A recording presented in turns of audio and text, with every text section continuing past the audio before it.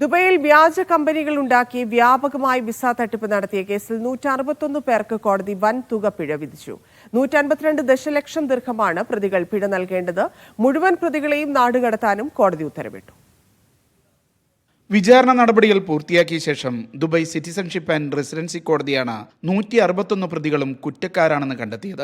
വ്യാജ മേൽവിലാസം ഉപയോഗിച്ച് നിർമ്മിച്ച കടലാസ് കമ്പനികളുടെ മറവിൽ പ്രതികൾ വിവിധ രാജ്യക്കാരിൽ നിന്ന് വൻതുക ഈടാക്കി വിസക്കച്ചവടം നടത്തുകയായിരുന്നു. ശേഷം മുന്നറിയിപ്പില്ലാതെ കമ്പനി അടച്ചുപൂട്ടി. വിവിധ വാണിജ്യ സ്ഥാപനങ്ങളുടെയും മറ്റും മറവിൽ നേടിയ എൻട്രി പെർമിറ്റുകൾ പ്രതികൾ ചൂഷണം ചെയ്തതായും കോടതി കണ്ടെത്തി.